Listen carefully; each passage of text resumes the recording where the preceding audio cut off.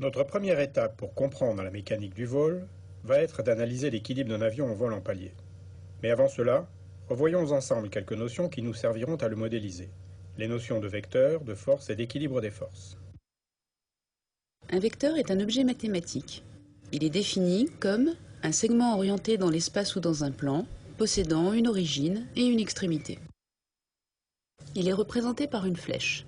Celle-ci symbolise sa direction, droite qui le supporte, son sens, un vecteur est une grandeur orientée, son module, distance entre ses deux extrémités, autrement dit sa longueur.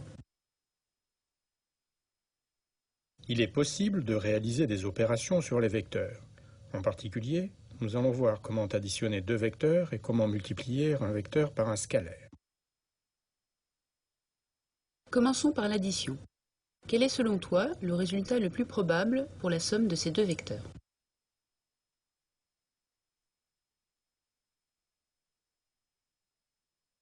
Excellent! Voyons à présent la formule. Pour additionner deux vecteurs A et B, il suffit de positionner l'origine de B à l'extrémité de A. On trace ensuite le segment de droite qui va de l'origine de A à l'extrémité de B. Simple, non? Essaye par toi-même en faisant bouger les deux vecteurs A et B.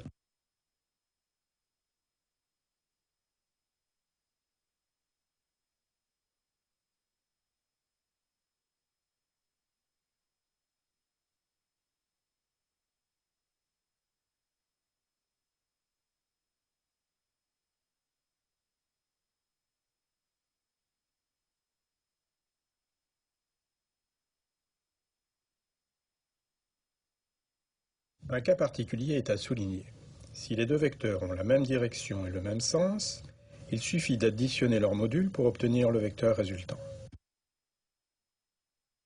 S'ils ont la même direction, mais des sens opposés, le module de C est la valeur absolue de l'opération module de A moins module de B. Le sens du vecteur C dépend du signe de cette opération. Voyons à présent comment on peut multiplier un vecteur par un scalaire. Quel est selon toi le résultat le plus probable de l'opération présentée à l'écran?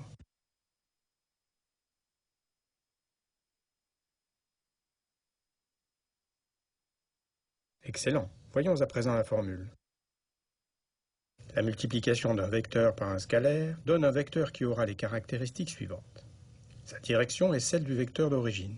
Son sens est le même que celui du vecteur d'origine si le scalaire est positif, c'est le sens opposé sinon. Son module est égal au module du vecteur d'origine multiplié par la valeur absolue du scalaire. Essaie par toi-même. Augmente ou diminue la valeur du scalaire et modifie la position du vecteur.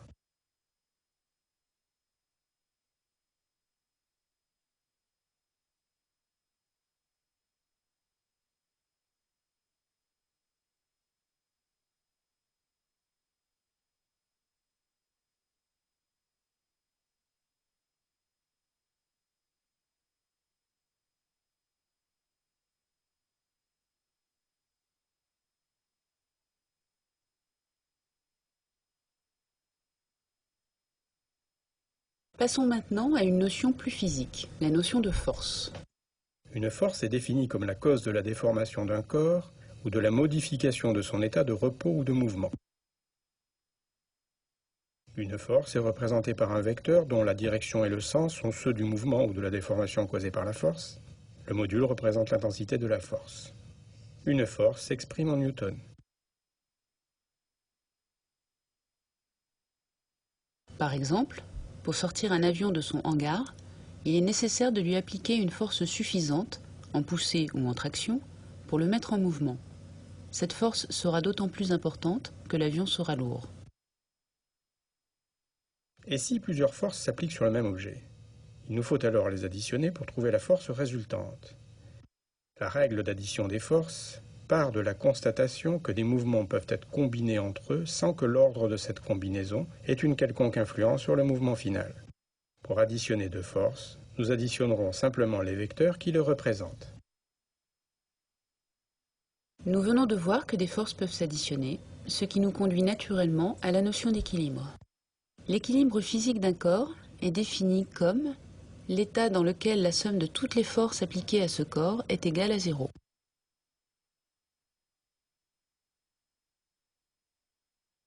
Un objet en équilibre n'est pas forcément immobile. Il peut aussi être en mouvement rectiligne continu, vitesse constante. En effet, dans ce cas, aucune des forces qui lui est appliquée n'est capable de le freiner ni de l'accélérer.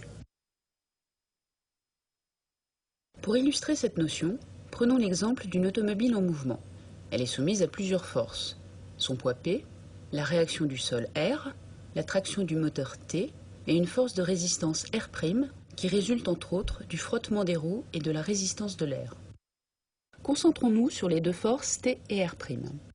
Si la force de traction T est supérieure à la force de résistance R', comment va varier la vitesse à ton avis? S'accroître, rester constante ou diminuer?